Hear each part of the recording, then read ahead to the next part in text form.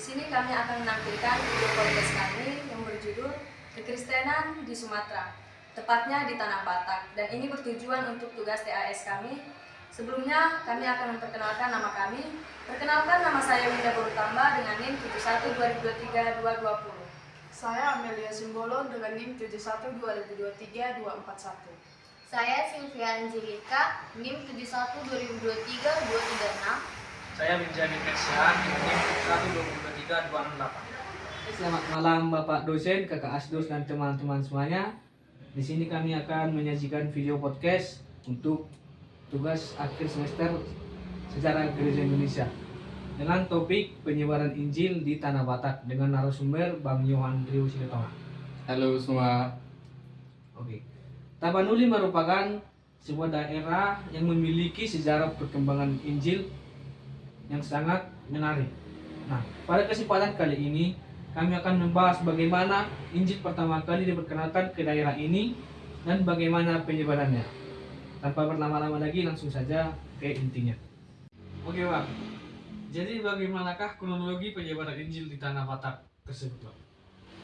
Oke, jadi kronologi kekristenan khususnya di daerah Batak, Tapanuli itu terjadi pada awal abad ke-19 di mana daerah tersebut mengalami perkembangan ketika kekristenan masuk di daerah tersebut. Jadi misi penginjilan dilakukan oleh Renaissance Mission Gesellschaft atau yang disingkat dengan RMG pada tahun 1861. Jadi perkembangan agama Kristen di Tanah Batak mengalami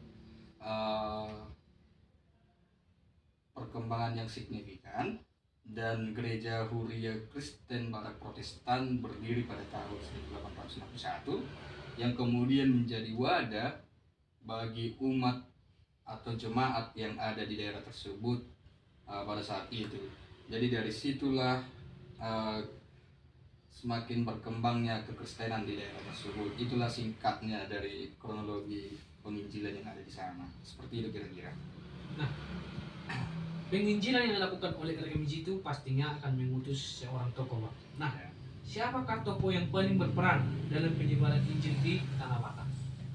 Jadi kalau berbicara mengenai tokoh yang paling terkenal itu, saya kira dan mungkin teman-teman yang lain juga sepakat, itu ada Nommensen. Jadi Nommensen hadir di Tanah Batak itu pada tahun 1861. Jadi Nommensen merupakan juga anggota dari RMG. Kemudian Nommensen diangkat jadi Eporus di gereja HKBP. Jadi kembali lagi ke pertanyaannya, kalau berbicara mengenai tokoh yang paling terkenal, saya kira Nommensen. Seperti itu kira-kira. Nah, Bang, setelah HKBP ini berdiri, apakah mereka memiliki struktur kepemimpinan? Jadi kalau misalnya berbicara kestrukturan HKBP, tentu ada. Jadi kestrukturan HKBP itu mengikuti keuskupan layaknya gereja-gereja episkopal. Jadi HKBP membuat membentuk kestrukturan dari AD atau anggaran dasar, kemudian ada ART, anggaran rumah tangga, yang kemudian sebagai sebuah perkumpulan jemaat-jemaat di gereja. Jadi selain itu kestrukturan lainnya ada kestrukturan kepemimpinan. Kestrukturan kepemimpinan itu ada pemimpin paling tinggi yaitu Eporus. Selain Eporus, pemimpin di bawah Eporus ada kadet koinonia, marturia, diakonia.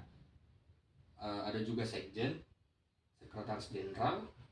Selain itu kembali ke pemimpin wilayah ada preses.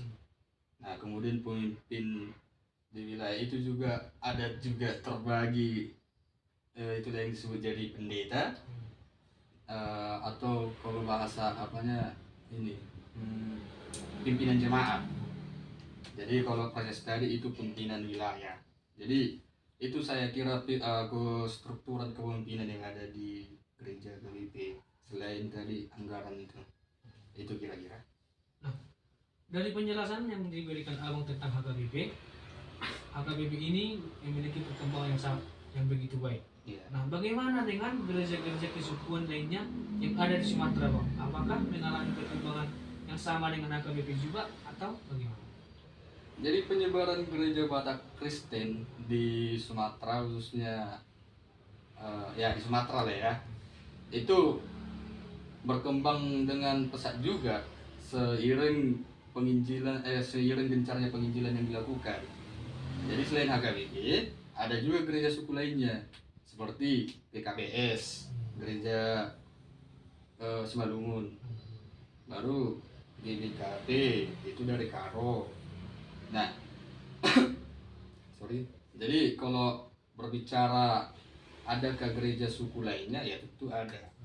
Seperti yang sudah saya sebutkan tadi. Tapi kembali lagi ke HKBP, meskipun gereja HKBP gereja kesukuan, tapi mereka gereja ini tidak menutup diri untuk menerima jemaat yang ada di luar suku Batak. Jadi mereka merangkul semua jemaat dari berbagai suku yang ada. Jadi dengan kata lain, gereja ini terbuka ke semua orang, ke semua jemaat. Seperti itulah kira-kira. Terima kasih atas waktunya, Bang. Oh ya, udah itu aja. Oke, terima kasih.